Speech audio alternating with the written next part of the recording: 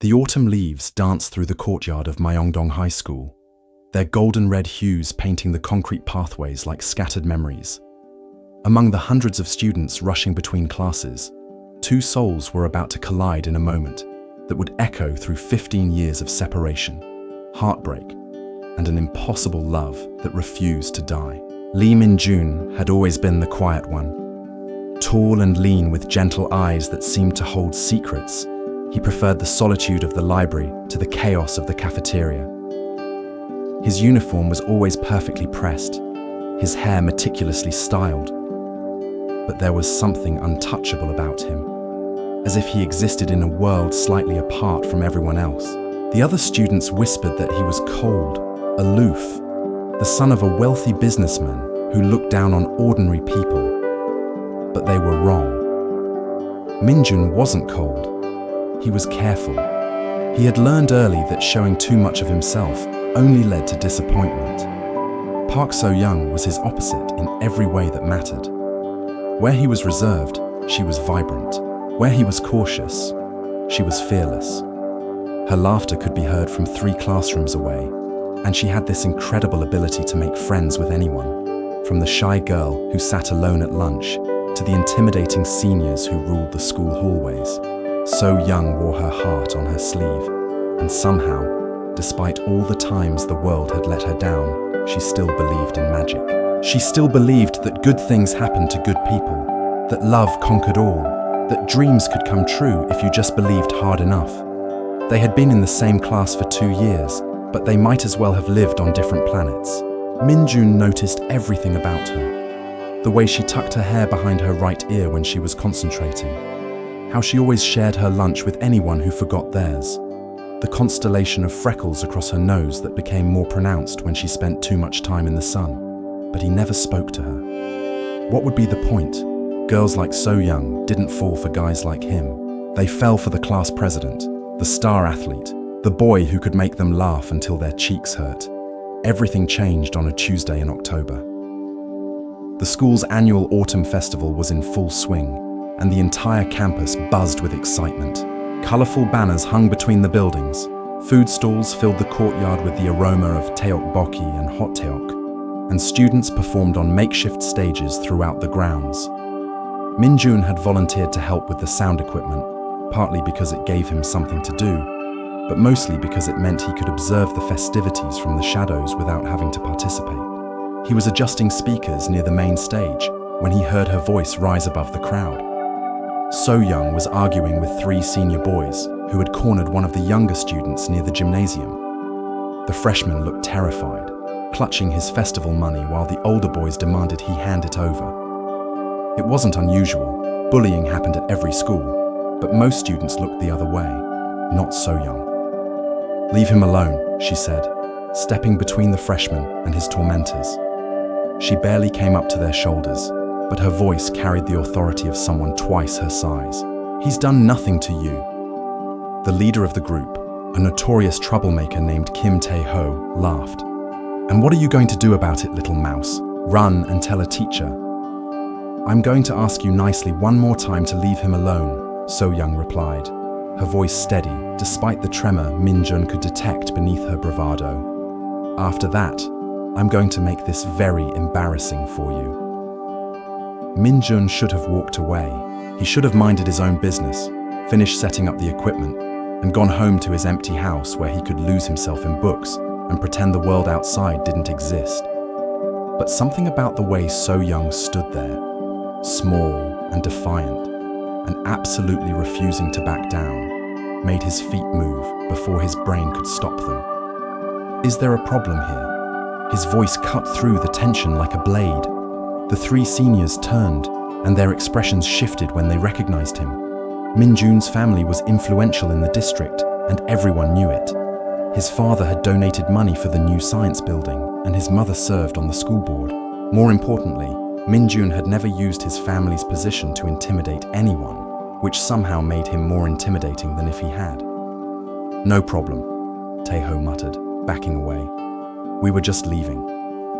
They scattered like leaves in the wind, and the freshman bowed deeply before running off to rejoin his friends. Min-jun expected So-young to thank him and disappear back into the crowd. But instead, she turned to face him with an expression he couldn't quite read. "I didn't need your help," she said, but there was no anger in her voice, just curiosity. "I know," Minjun replied. "You had it handled." Something flickered in her eyes.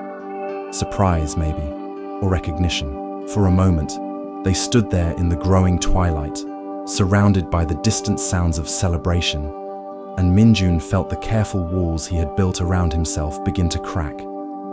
"I'm so young," she said, extending her hand as if they were meeting for the first time.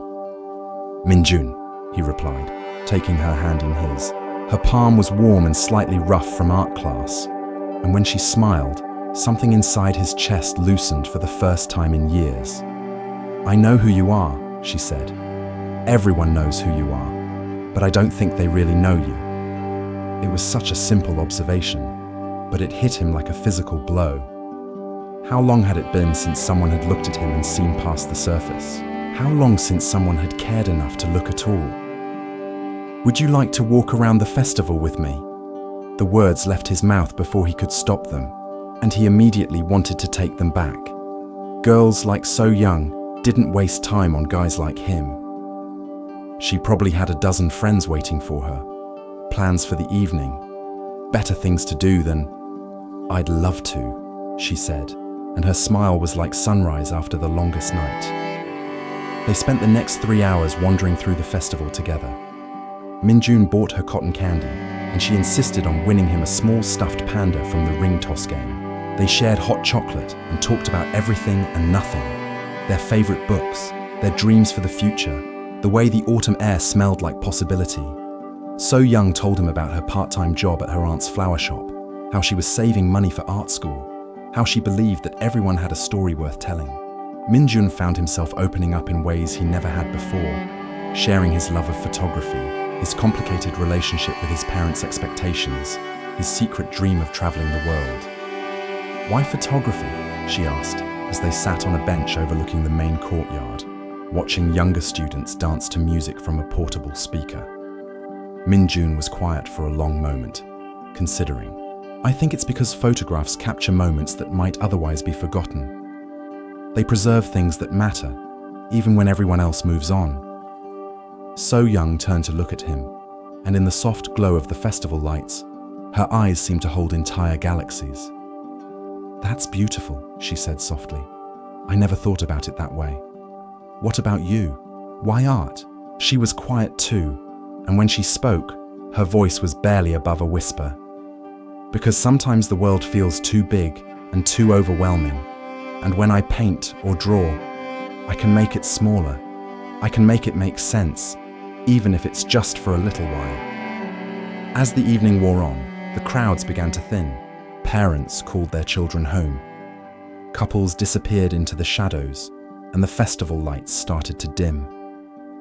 Minjun and So Young found themselves alone near the cherry blossom trees that would bloom magnificently in the spring, but now stood bare and stark against the dark sky. "I should go," So Young said, but she made no move to leave. "My mom will worry."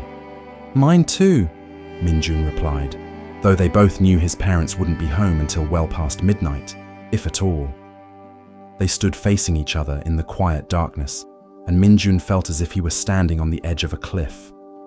Everything in his careful, controlled life had led to this moment, and he knew that whatever happened next would change everything. "So Young," he began, but she stepped closer, close enough that he could smell her shampoo, something light and floral that made him think of spring gardens and new beginnings. "Thank you," she whispered, "for tonight, for seeing me. Thank you for letting me." The space between them seemed to shrink and expand simultaneously, like the universe holding its breath. Minjun had never kissed anyone before. He had never wanted to kiss anyone before. But looking at So Young in the dim light, with her hair falling across her shoulders and her eyes reflecting the distant stars, he understood why people wrote songs about moments like this. She rose on her tiptoes. At the same moment he leaned down, and their lips met in a kiss that was soft and tentative and absolutely perfect. It lasted only a few seconds, But in those seconds, Minjun felt as if he had lived entire lifetimes.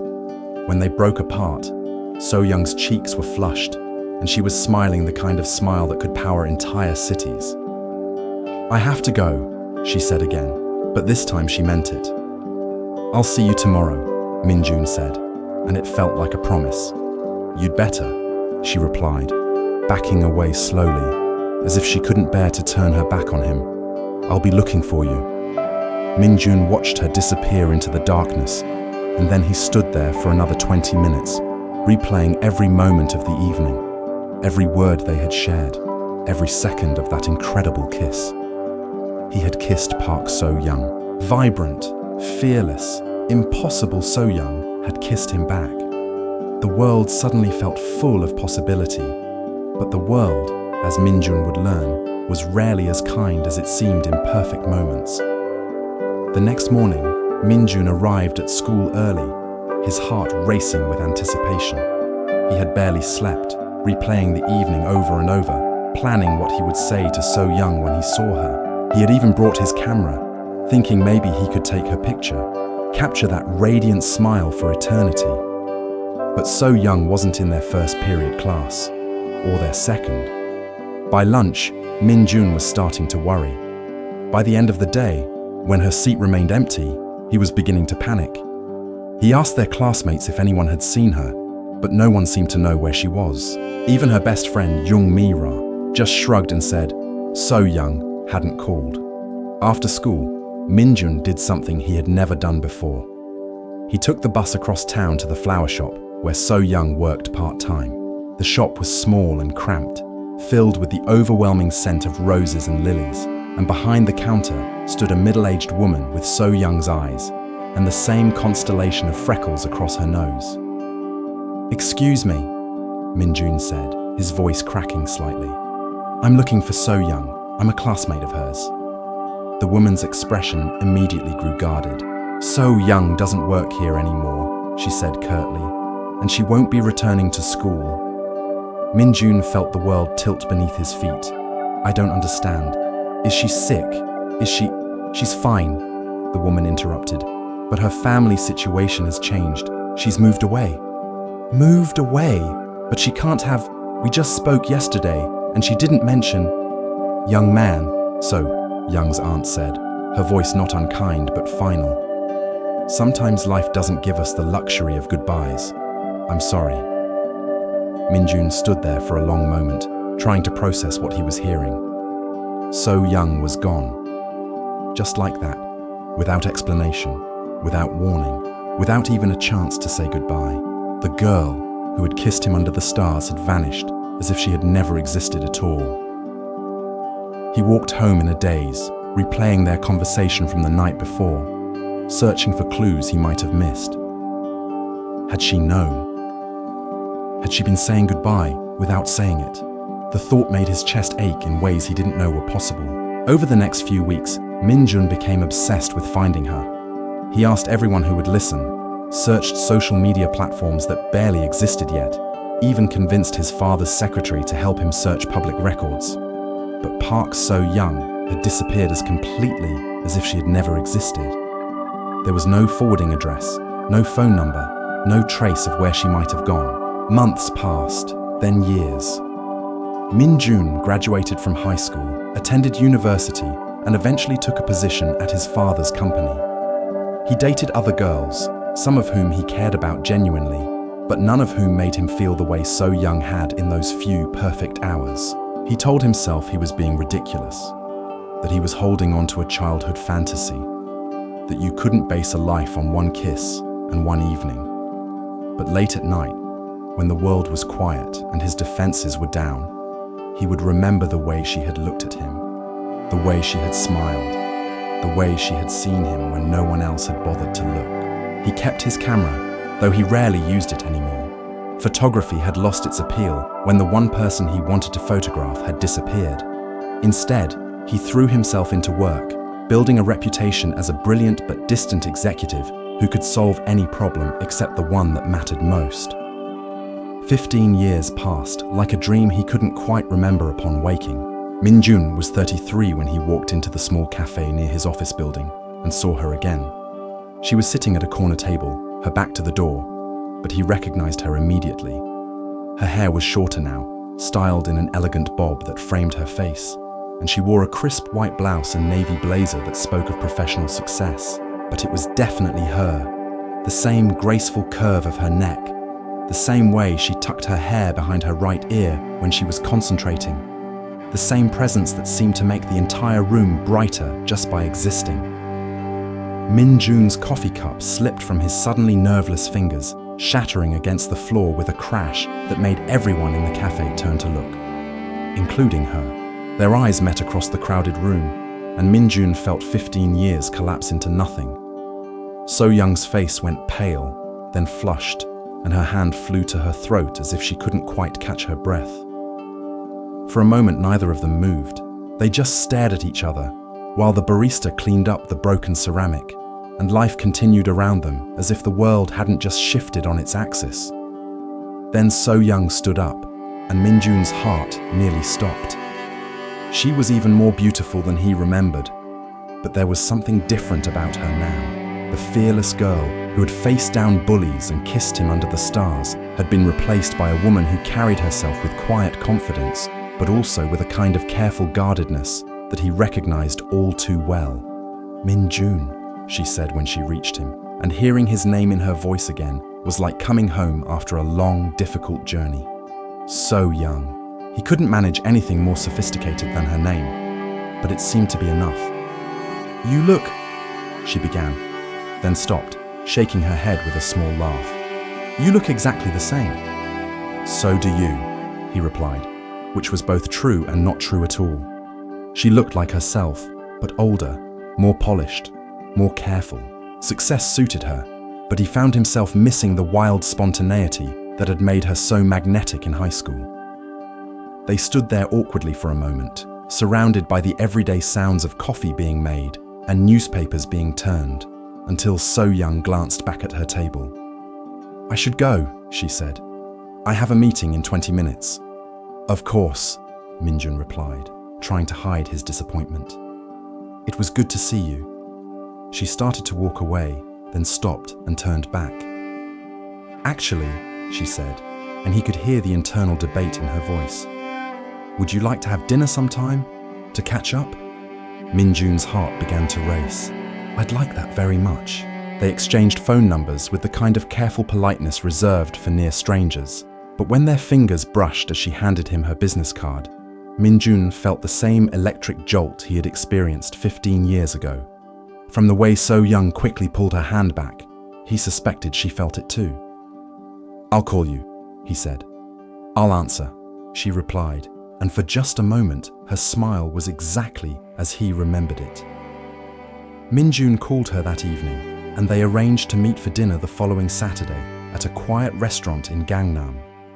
He spent the week alternating between excitement and terror, unsure what to expect, unsure what he wanted to happen, unsure of everything except that he needed to see her again. Saturday arrived with unseasonable warmth, and Min Jun found himself standing outside the restaurant 15 minutes early, checking his reflection in shop windows and second-guessing his choice of shirt. When So Young arrived, she took his breath away all over again. She wore a simple black dress that somehow managed to be both elegant and understated, and her hair caught the evening light like spun gold. "You're early," she said, approaching him with a tentative smile. "So are you," he replied, noting that she had clearly been waiting across the street, watching for him. They laughed at the same time, and some of the tension between them eased. Dinner was both wonderful and excruciating. They talked about safe topics, their careers, their families, the changes in Seoul over the past 15 years. So Young had become a successful graphic designer, working primarily with publishing companies and small businesses. She had her own apartment in Hongdae, had traveled to 12 countries, and had even had a few pieces displayed in local art galleries. Min Jun told her about his work in his father's company, about the photography hobby he had abandoned and recently picked up again, about his travels for business that had taken him everywhere he had once dreamed of going. But beneath the polite conversation, questions hung heavy in the air between them. Where had she gone? Why had she left? Why hadn't she tried to contact him? Did she ever think about that night at the festival? Did she remember their kiss? It wasn't until they were walking along the Han River after dinner, the city lights reflecting off the water like fallen stars, that So-young finally addressed the elephant between them. "You want to know why I left?" she said suddenly, stopping to lean against the railing. Min-jun stopped too, his heart pounding. "Only if you want to tell me." So-young was quiet for a long time, staring out at the water.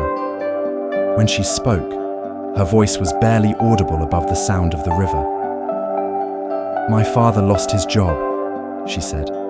"The company he worked for downsized, and he was let go without severance. We couldn't afford the rent on our apartment anymore, couldn't afford for me to stay in school. My mother's sister in Busan offered to let us stay with her, but only if we left immediately. There wasn't time for goodbyes, wasn't time for explanations. One day, I was at the festival with you, and the next day, I was on a bus to a new city, starting over at a new school where nobody knew my name." Min-jun felt his heart break for the 18-year-old girl who had been forced to leave everything behind, who had lost not just her home and her school, but her dreams of art school, her carefully constructed future. "I'm sorry," he said, knowing the words were inadequate. "I looked for you. I tried to find you." "I know," So-young replied, finally turning to look at him. "My aunt told me. She said a boy came to the shop asking questions. Why didn't you call?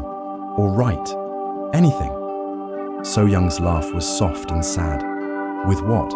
We didn't have money for long-distance calls, and what was I supposed to say? Hi, it's the girl you kissed once. My life fell apart. But I wanted you to know I'm still thinking about you. You were Min-jun, the boy from the wealthy family with the bright future. I was nobody from nowhere with nothing to offer." "You were never nobody," Min-jun said fiercely. "You were everything." The words hung in the air between them, raw and honest, and 15 years too late. So-young's eyes filled with tears, and she turned back to the water. "I thought about you," she whispered. "More than I should have, more than was reasonable for one kiss and one evening. But I convinced myself it was just a teenage fantasy, that I had built it up in my memory to be more than it was." "And now?" Min-jun asked, moving closer to her. "Now I don't know what to think," she admitted. "I'm not the same person I was at 18. Neither are you. We're strangers who happen to share a memory." Min-jun wanted to argue, wanted to tell her that he had carried her with him for 15 years, that no amount of time or distance could change what he had felt that night. But looking at her now, successful, independent, guarded in ways she had never been as a teenager, he realized she was right. They were different people now, shaped by experiences they hadn't shared, by choices they had made separately. "Maybe we could get to know these new versions of ourselves," he said instead. So-young looked at him then, really looked at him, and he saw something shift in her expression. "Maybe we could," she agreed. They started slowly, carefully, like people learning to trust again after being hurt. Coffee dates that turned into long walks through Namsan Park. Art gallery openings where So-young would explain the techniques, and Min-jun would share his photographer's perspective on composition and light. Weekend trips to traditional markets, where they would sample street food and laugh about their high school selves. Gradually, the walls between them began to crumble. Min-jun learned that So-young had spent 5 years in Busan, helping her family rebuild their lives before moving to Seoul to pursue her career.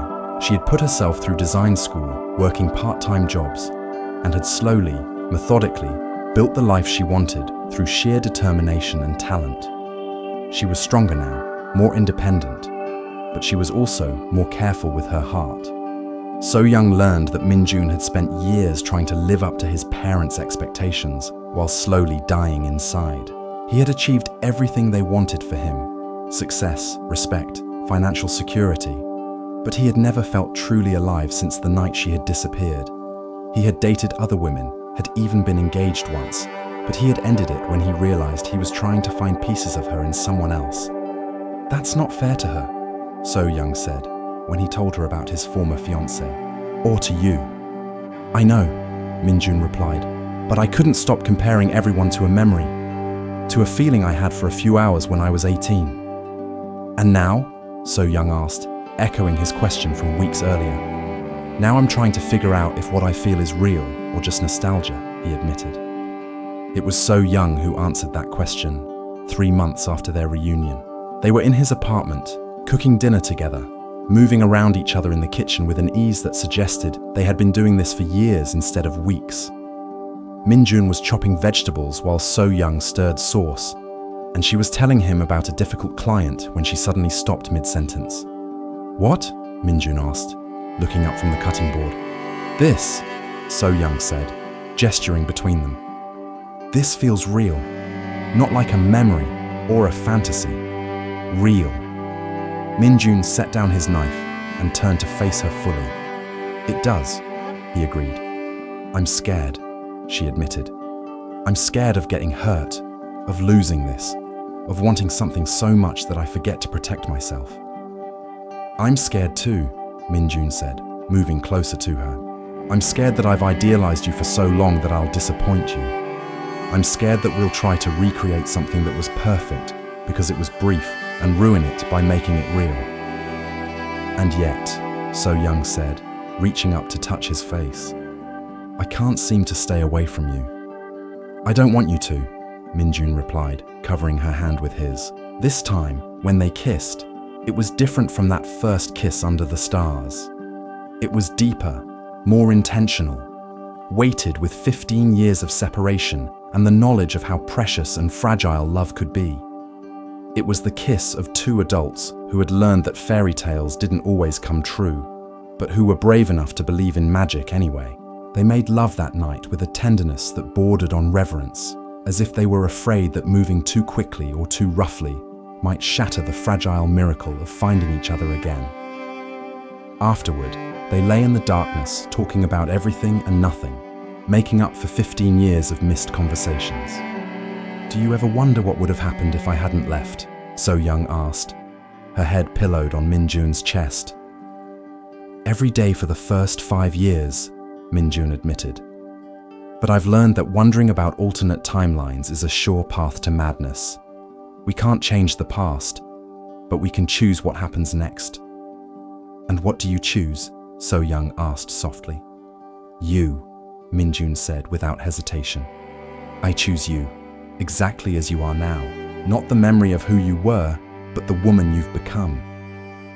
Even though I'm more complicated now, more damaged? Especially because of that, Minjun replied, pressing a kiss to the top of her head.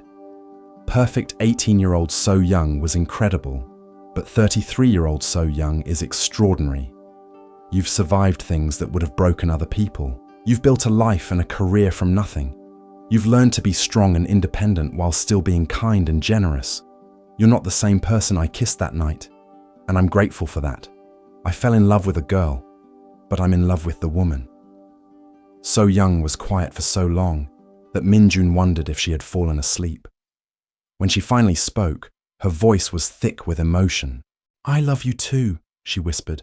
I've loved you for 15 years, even when I tried to convince myself I didn't, even when I tried to love other people, even when I thought I'd never see you again. Then let's not waste any more time, Minjun said. Let's not waste another day. They didn't rush into anything dramatic or grand. They simply began building a life together, one small decision at a time. So Young started keeping clothes at Minjun's apartment. Minjun gave her a key. They adopted a small dog from a shelter, a mixed breed with soulful eyes that they named Autumn in honor of the season when they first met. 6 months later, Minjun proposed to So Young in the courtyard of their old high school. The building had been renovated, modernized beyond recognition, but the cherry blossom trees were still there, heavy with pink blooms in the spring air.